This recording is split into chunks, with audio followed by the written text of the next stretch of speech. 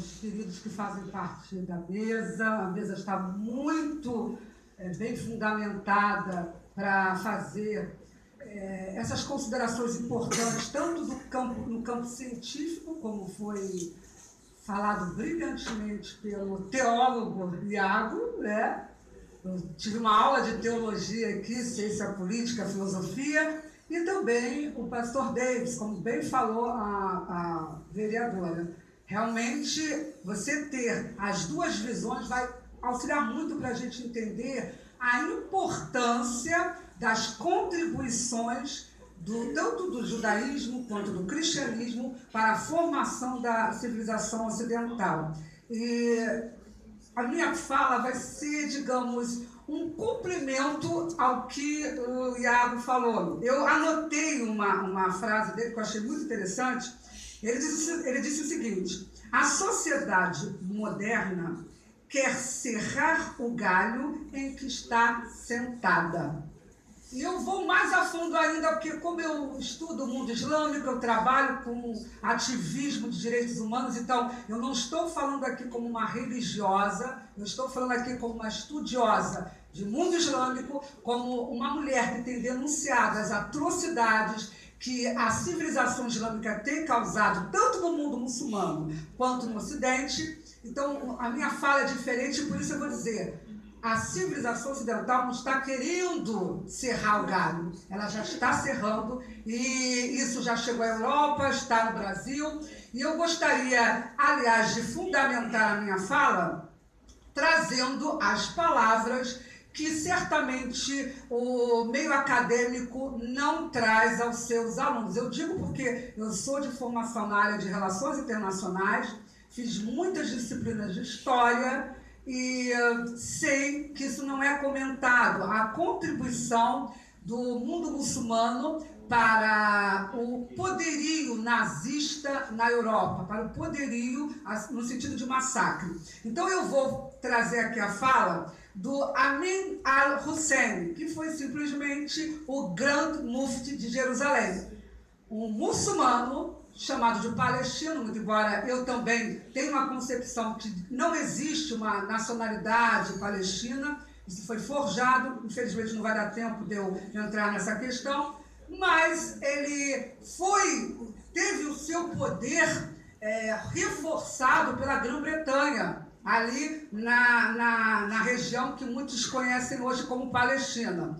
Pois bem, esse grande líder do mundo árabe, ele teve uma aliança fundamental com os nazistas, inclusive ele fazia parte da folha de pagamento do regime nazista. Isso você não vai ver em escola nenhuma, faculdade nenhuma, que o nazismo e o Islã se uniram para destruir judeus. Aliás, esse discurso, se você fizer na Europa, vai ser criminalizado, por certo, porque já tem professores renomados que estão sofrendo processos, jornalistas, mas como a minha bandeira é vida, e eu sei que o mesmo espírito que fez com que Hitler se unisse ao líder muçulmano, o mais importante líder muçulmano da época, para destruir os judeus, esse mesmo espírito está presente hoje na Europa, eu tenho que denunciá-lo. Então vamos às palavras de Amin al-Hussein para uma rádio nazista.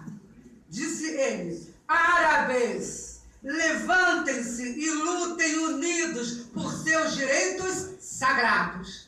O Ocidente joga o sagrado fora. A contribuição que ele recebeu de princípios judaicos cristãos, joga fora. Mas olha o que ele falou: lutem unidos por seus direitos sagrados. Matem os judeus, onde quer que vocês os encontrem.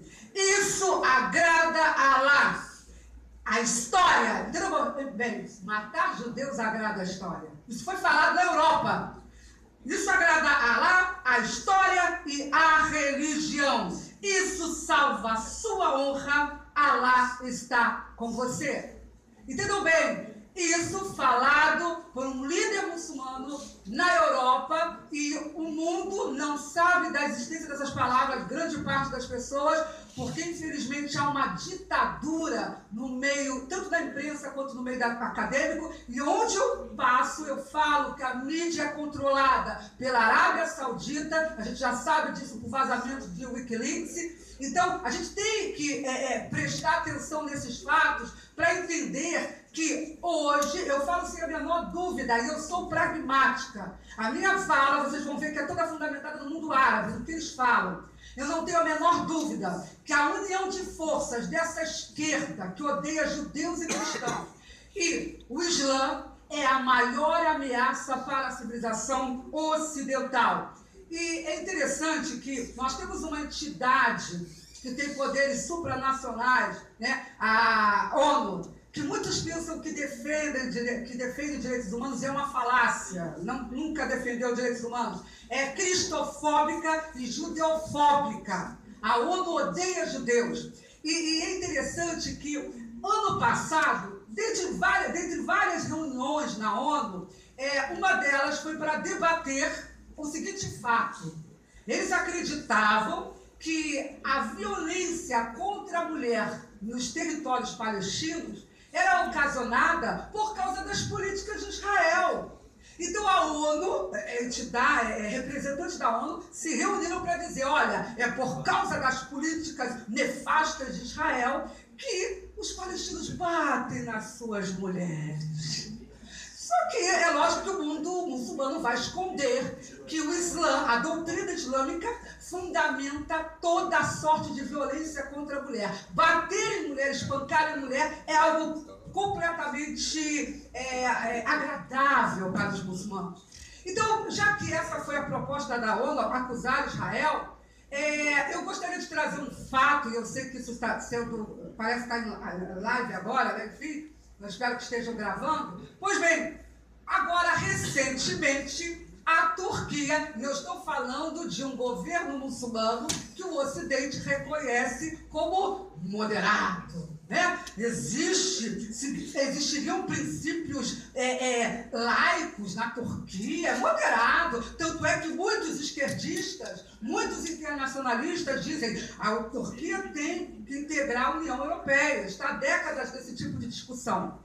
Mesmo sabendo do genocídio armênio, né? Mesmo sabendo que está havendo um genocídio cultural na Turquia, que em menos de um século tinha pelo menos metade da sua população de cristãos, e hoje são só 120 mil cristãos para 80 milhões de muçulmanos, né?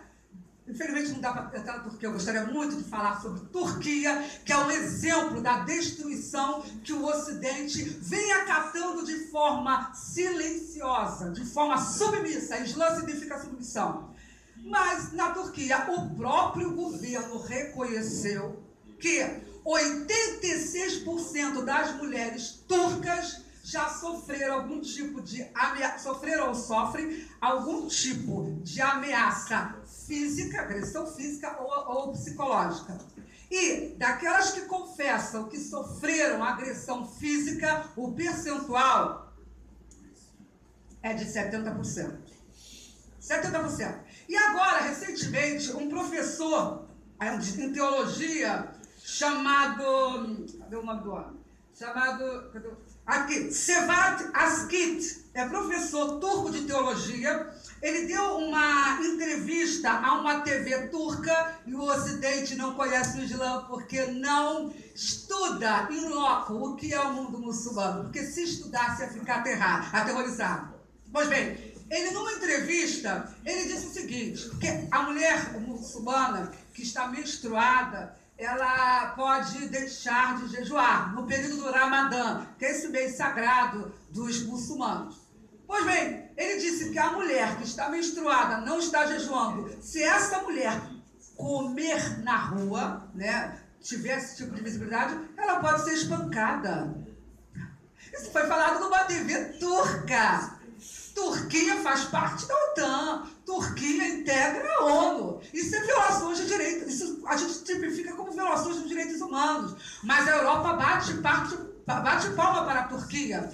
E, inclusive, é importante lembrar que o Erdogan, esse ditador fascínora que está na Turquia, inclusive violando direitos humanos em relação à própria população muçulmana, deixa bem claro as palavras deles. dele, a igualdade de gênero é contra a natureza humana. E ele dá esse discurso para muçulmanos turcos na Alemanha, milhares deles, que a assimilação também é uma violação de direitos humanos. Ou seja, o muçulmano não pode aceitar, acatar a lei ocidental. Ele tem que se curvar tão somente à Sharia.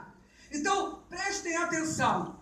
O mesmo objetivo de destruição, de morte, que foi evocado por uma liderança muçulmana na década de 40, num período negro da nossa história, esse mesmo objetivo continua firme e forte hoje. E o Ocidente está, como disse o Iago, está cerrando esse galho, está aceitando a influência e a imposição de um modelo islâmico dentro da cultura, da civilização ocidental, da nossa cultura.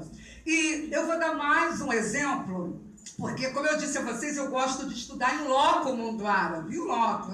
Eu não gosto de ir pelo que os ocidentais falam, né? Tem um tal do orientalismo, criado por um tal de Said, um palestino, que era antissemita, que era cristofóbico, que dizia que a nossa produção acadêmica era um lixo e que hoje é ovacionado pelo mundo inteiro, né? Ele inventou isso. Então vamos ao que o Said nunca disse em local algum. No programa da TV egípcia, tá? Pega o grande público. No canal chamado Al Tahrir, deve ter uns 2 ou 3 anos que esse programa foi ao ar. Houve uma discussão sobre os livros-texto, tá? Que são islâmicos, lógico, que eram adotados pela Universidade de Al-Azhar, que nós conhecemos como Universidade do Cairo. A Universidade de Al-Azhar é simplesmente o centro ideológico do sunismo mundial. Tá? É dali que saem os principais padrões de comportamento que devem ser adotados por muçulmanos no mundo inteiro. Pois bem, então estavam discutindo qual seria o conteúdo, né, desses livros, textos que seriam estudados pelos alunos egípcios no ensino médio. E, logicamente, serviria como base, como paradigma para alunos do mundo muçulmano. E eu vou dizer as palavras, tá, que foram utilizadas nessa discussão, melhor, parte delas. Diz assim, olha o que foi dito pelos integrantes dessa universidade, que comanda o pensamento islâmico sunita. Qualquer muçulmano, mesmo sem permissão do governante, olha só, mesmo sem permissão, o Estado está de fora, porque a Sharia está acima até do Estado. E Estado é conceito ocidental, isso não existe no Ocidente. Então vamos lá. Qualquer muçulmano, mesmo sem permissão de governante, pode matar um murtade, apóstata, murtade significa apóstata, e depois comê-lo. Vocês ouviram o que eu falei?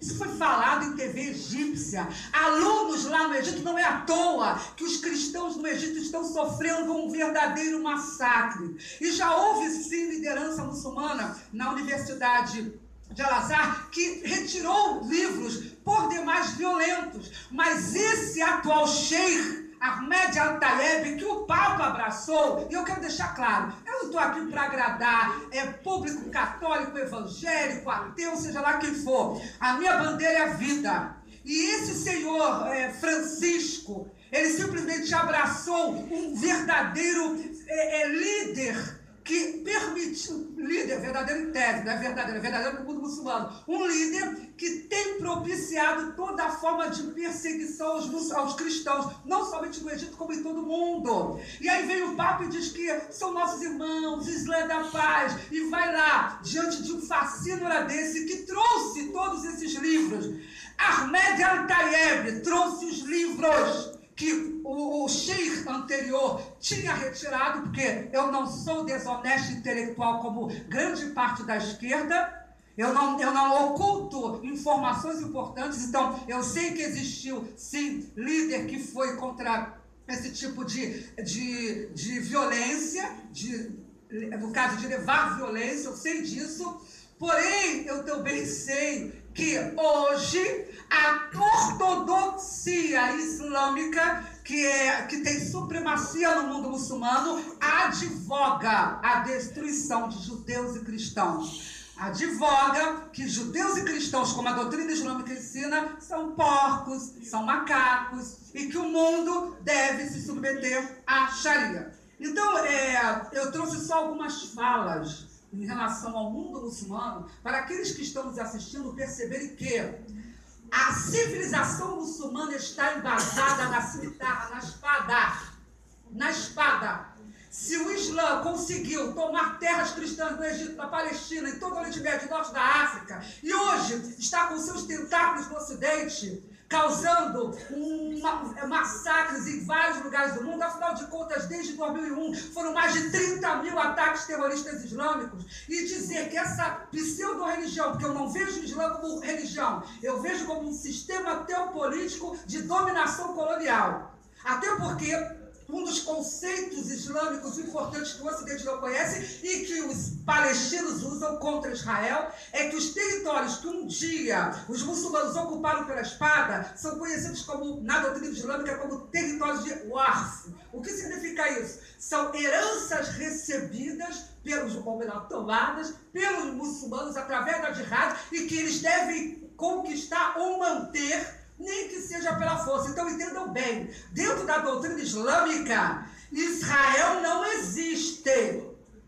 Quando foi falado que o mundo muçulmano, o intento durante as guerras contra Israel, ou melhor, jihad, contra Israel, era lançar os judeus ao mar, é porque dentro desse conceito de Waqf e tantos outros que não dá para entrar aqui, os muçulmanos devem tomar todo Israel. E isso está inclusive no estatuto do Hamas. Tá? Então, tudo bem, tudo que aconteceu em relação a Israel, e eu digo desde a formação do moderno Estado de Israel, tudo está, a gente pode perceber que está acontecendo com o Ocidente. O Ocidente se calou, não socorreu, não fez a sua função básica de socorrer um Estado tão diminuto diante de um mundo muçulmano. Quando eu digo mundo muçulmano é porque tem árabe, persa, né, tem turco, né, e são muçulmanos, né? Enfim, quando o mundo não quis socorrer, hoje, as consequências da nossa inércia estão batendo as portas na Europa e hoje no Brasil. Europa hoje sabe o que é ver criança, mulher, padre sendo degolado dentro de igreja, como aconteceu muito com Turquia e ninguém nunca ouviu falar. E o governo turco para o Ocidente dizia, é problema mental. O governo turco já usava essa justificativa quando muçulmanos invadiam igrejas para matar cristãos. E hoje nós estamos ouvindo, é problema mental, esse muçulmano que usou um carro, um veículo para matar várias pessoas. É problema mental. Lá em Israel, a imprensa não precisa dizer que é problema mental. Em Israel, os palestinos lançam carro contra israelenses. Lá em Israel, crianças, mulheres. Tem um caso que dói meu coração quando eu lembro, de uma família de judeus ortodoxos, eu acho que eram 5. E eu vi lá 3 criancinhas que foram degoladas. Nada justifica o ódio que é utilizado contra Israel e o Ocidente sempre aceitou. E eu nunca li num jornal, e eu desafio alguém aqui a me dizer, quando se leu num jornal dizendo, olha só, o muçulmano, palestino ou árabe matou aquela família de judeu, o caso de um bebê que eu li, que esmagaram a cabeça da criança com pedra, por causa do ódio a Israel. Eu nunca li dizendo, olha, matou esta criança ou esse judeu porque era maluco. Não. Tudo sempre foi justificado quando o ódio era em relação a Israel. E agora isso acontece no Ocidente. Então, prestem bem atenção. A imigração que está acontecendo lá, aqui no Ocidente, principalmente na Europa, a gente conhece no mundo muçulmano como hégira, tá? Esses conflitos todos são bem articulados de uma forma, aqui o Ocidente seja invadido e a maioria dizem tempo, tá? Para saber quando tem que terminar. Na realidade, de pessoas que estão em idade de guerra, não são refugiados de fato. Se alguém quiser, eu posso depois entrar em maiores detalhes sobre esse assunto. E vou terminar, vou terminar aqui as minhas considerações para falar em 5 minutos a ameaça que sempre esteve presente no território judeu e que nós lavamos nossas mãos, deixamos de lado, mas que hoje é uma realidade da Europa. Então, eu vou trazer dados rápidos para vocês terem uma noção do que acontece com uma civilização quando nega as suas raízes, quando nega a sua identidade. E uma coisa que eu aprendi muito com os judeus, e eu digo em público, sou sionista sim, aprendi muito com a civilização judaica a valorizar dois elementos que eu considero básicos para a sobrevivência de qualquer civilização, que é a identidade e a memória. O mundo cristão não preza pela sua identidade. Tanto é que abandonou seus irmãos que estão sofrendo genocídio.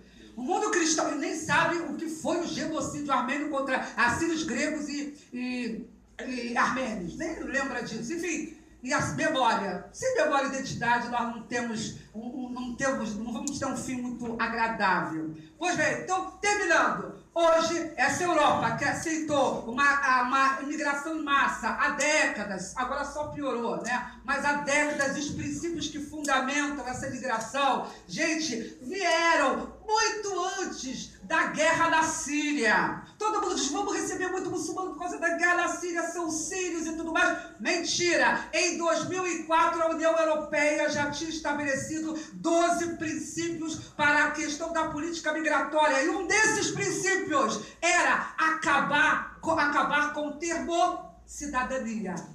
Mas hoje eles estão voltando a utilizar, vamos proteger nossas fronteiras por causa da segurança do cidadão europeu contra o terrorismo islâmico. A ideia de acabar com a cidadania vem da União Europeia, tá? Em 2004. Mas vamos aos 4 países europeus que mais recebem jihadistas, que a gente conhece como terrorista islâmico. Né? Eu gosto muito do termo do mundo árabe, porque colocar nossa lente para entender o mundo muçulmano é ignorância total.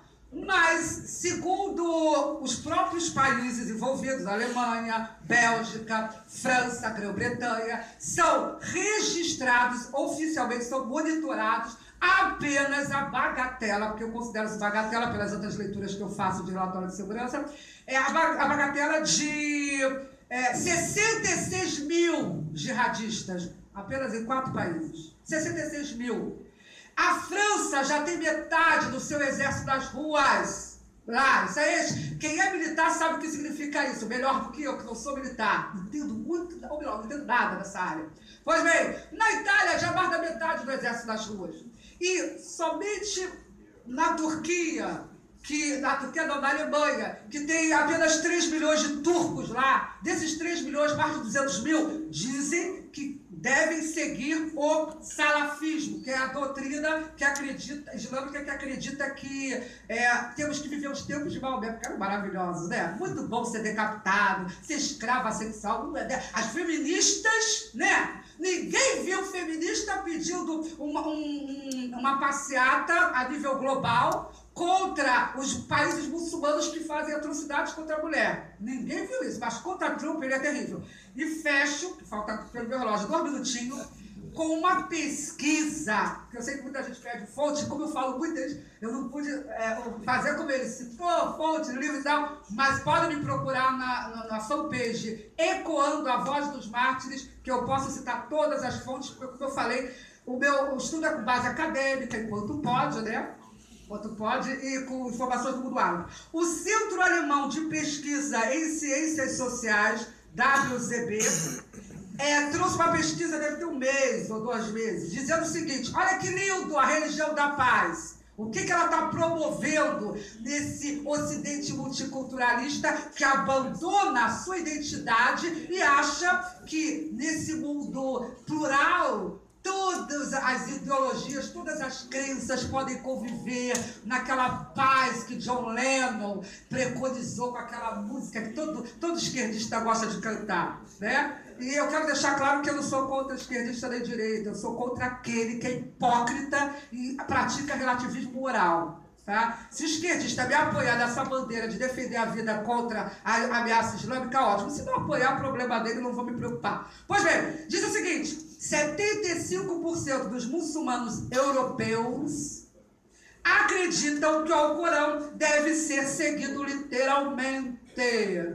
Então, entendam bem, o Alcorão, ele tem duas partes, o Corão de Meca e o Corão de Medina. O Corão de Medina é aquela parte que Maomé recebe as revelações finais e que apregoa que os cristãos, os judeus devem ser mortos, os apóstolos, toda essa aberração que vocês estão vendo hoje lá, o Estado Islâmico fazendo, que, aliás, a Universidade de Al-Azhar considera o Estado Islâmico uma entidade muçulmana, tá? Isso em 2014 já foi decidido, eles são muçulmanos sim, porque seguem o Islã verdadeiro. Pois bem, então, esse Corão de Medina, essa parte do Corão, aí tem muçulmano que diz, líder muçulmano que diz, como está aqui, mentindo, o Ocidente, diz o seguinte, olha só, vocês não leem partes, a gente usa aquelas partes do Corão que ensinam bem, né, quando o Maomé queria conquistar judeus e cristãos para sua doutrina.